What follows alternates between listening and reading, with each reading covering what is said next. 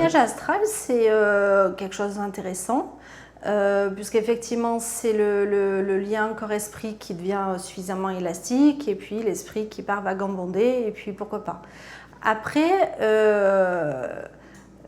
je trouve qu'il y a un côté... Alors, soit il y a le vrai expérimentateur, on retombe là-dessus, hein, c'est-à-dire la personne qui finalement passe vraiment par ce niveau-là parce que ça lui ramène une expérience qui est finalement enrichissante en termes d'identité et d'être.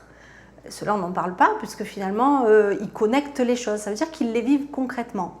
Après, il y a un petit délire là-dessus qui peut emmener les gens à penser que finalement, tout ce qui est en dehors et ailleurs de l'humain est plus intelligent, plus évolué. C'est vrai que ça le fait mieux pendant les soirées de dire je suis allée, je sais pas moi, visiter l'univers de Zorb plutôt que dire je suis allée visiter mon voisin.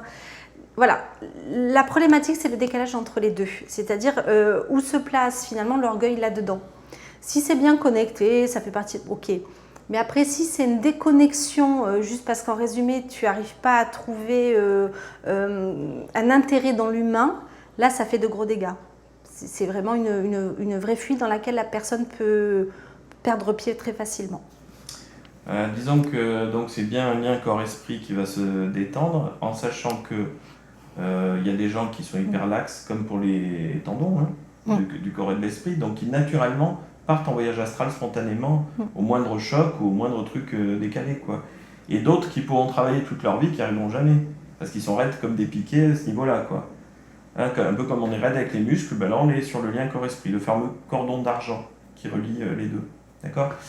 Voilà, donc on est très inégal à ce niveau. Ceux qui sont hyper laxes là-dessus, sûrement, c'est qu'ils ont quelque chose à vivre. Bon, c'est des phénomènes de bilocation, on peut se retrouver à deux endroits en même temps, percevoir deux choses en même temps.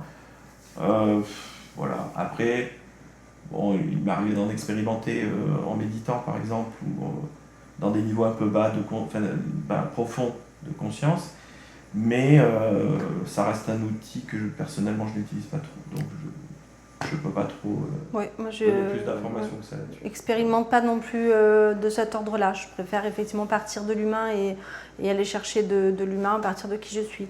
Ceci dit, voilà, pour avoir travaillé avec certains qui étaient là-dessus, il peut y avoir un petit risque de fond d'être soit dans l'orgueil de vouloir raconter des choses extraordinaires, mais du coup, ça veut dire que dans le côté humain, il y a l'illusion de ne vivre que de l'ordinaire et quelque chose qui nourrit pas, une forme d'ennui, je dirais en fait.